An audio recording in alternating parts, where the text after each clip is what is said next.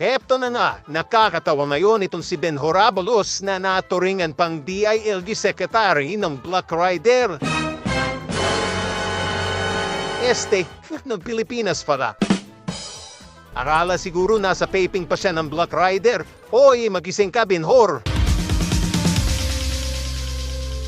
Ang tanong ng taong bayan, Mr. Ben Horabalos, magkano ba ang bayad ko sa mainstream media na pare-pareho naging script at nilabas na statement? Fugitive Pastor Apollo C. Quiboloy, 10 million reward money. Pwede ba sa susunod, mga mainstream media, matuto kayo mag-rewrite ng press release para sa inyong nananaginip na maging senador sa 2025? Masyado kayong halatang bayad. Yung poster, kayong mga mainstream media na bayaran, hindi pa nga nasisimula na pagdinig ng kaso inatulan namin nyo, pinatakas pa ninyo sa kulungan at binansagang fugitive? Mga bobo kayo. Abogado pang naturingan itong DILG. Saan ang source of funds ng reward money? Sa pondo ba ng DILG o PNP? Dahil may logo ng PNP at DILG. O baka naman galing sa panalo ng loan debtor ng loto. Nang tatanong na naman po kami, Mr. Ben Horabalos. Eto pa, tanong lang ulit, gising na po ba kayo? O nananaginip pa kayo habang nagpe-presscon? Parang akala ko kasi nasa set ka pa ng Black Rider. Grabing pagsisika pa na po. Ngunit kahit anong paporma mo sa teleserye, bokya pa rin ang survey, yan na po.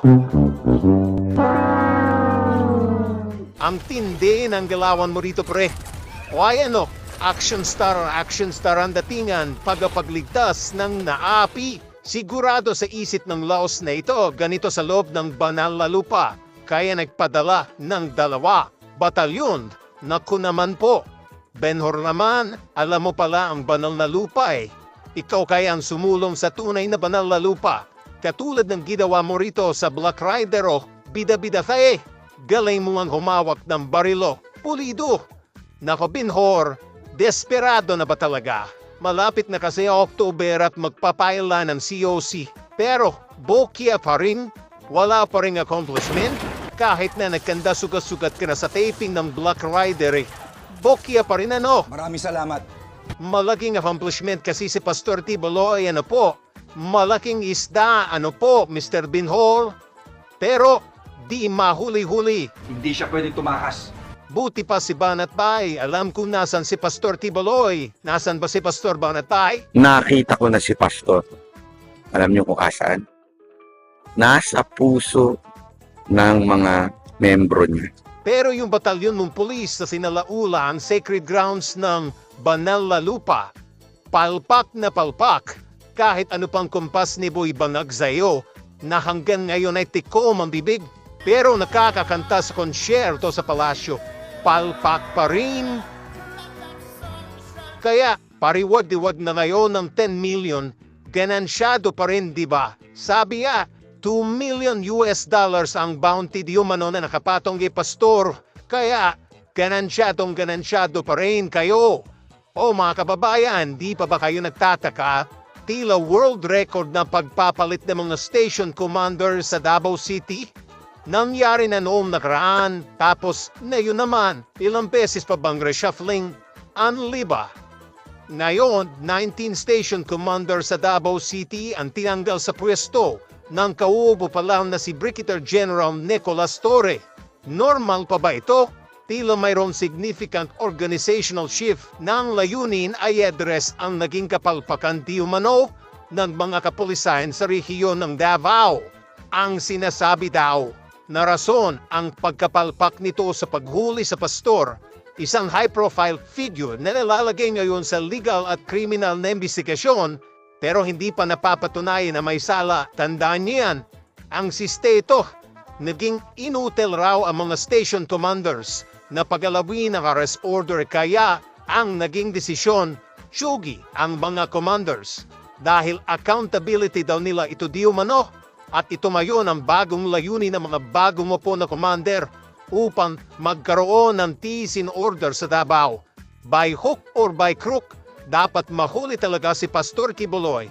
Hence, may pabuya sa mga makapagtuturo. Ang galing mag-isip ni Ben-Hur, nakaka-inspire. Hindi siya pwedeng tumakas. Si Pastor Kibuloy na marami ang makapagpapatunay na pinupolitika lang at pilit na niyuyurakan ang pangalan ng mga ganid sa pangyarihan. May 10 million pesos patong sa ulo. Pero yung mga drug lords living in happiness as alitagtag driver Wait a minute! is still anonymous and seemingly protected. O diba? Ang daming nawawala mga bata, dalaga, binata lately. Walang niha o niyo o acknowledgement galing sa police o maging sa presidente. Busy ata sila sa reshuffling ng mga police sa Davao and preparation of what they're planning to do to PRRD and the Dutertes. Gaya ng pilit nilang paggurgur kay Pastor Kibuloy as if the people of Davao themselves won't protect him. Ano po ba ang totoo, Ben-Hur? Isa lang ang masasabi ko, kahit ano pang gawin ninyo, you cannot put a good man down. Grabe na siguro kubal na kasamaan sa pagmumukha ng mga ito. Baka isang hampas lang ni Angel of Death nako. Angel of Death, paso! I am the one your son don't need a gun to get respect. Eto ulit, babalikan ko. Tanong po, Mr. Ben-Hur, gimmick ba ito o gimmick? Sa pakikipag-ugnayan ng may bayad daw ng mainstream media. Pre-arrange, shabu ba sa Litagtag Batangas naggalat at sumabog sa mukha ng presidente? Number 2, nag-artista sa telebisyon at pelikulang nilanaw, walang dating sa audience o manunood. Number 3, nagkasabit-sabit sa raid sa Davao Properties na nagresulta ng patong-patong na kasong kriminal laban sa mga pulis. Nako! Number 4, suspension ng mga police officers na napatupad ng war on drugs sa Davao City at POGO operation sa Central Luzon. At number 5, pagpapakalat ng wanted posters naman ni Pastor Apollo C. Kibuloy na tinigurian naman ang inquirer na fugitive. Kahit na hindi pa dinidinig ang kasong, minsan ay dinismiss na ng korte. Tandaan niyan. O diba, daming accomplishment ni Secretary Abalos Loos. Palakparan Bonada Jr. Kayo mga katracker, anong reaction nyo dito? Nakaka-amaze naman talaga ang obsesyon ng administrasyon na ito laban kay Pastor ACQ. Sabi nga ni Atty. Torion, sa halip mag-high nito ng motion for reconsideration sa DOJ upang makakuha si Pastor Kibuloy ng iba pang legal remedies, patuloy itong gumagawa ng mga mas malaking circles para makuha atensyon ng sambayanan para ilihis ang taong bayan sa tunay na problema ng bansa, sa lugbok na ekonomiya, sa walang hambas sa pagtaas ng bilihin, sa sitwasyon sa West Philippine Sea na posibleng maging giyera at ang lumulubong utang ng bansa at ang talamak na korupsyon sa gobyerno habang siya pakanta-kanta lang sa palasyo.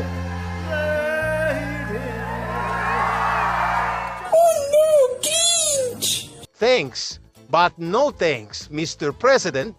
Hanggang dito na lang muna mga katrackers.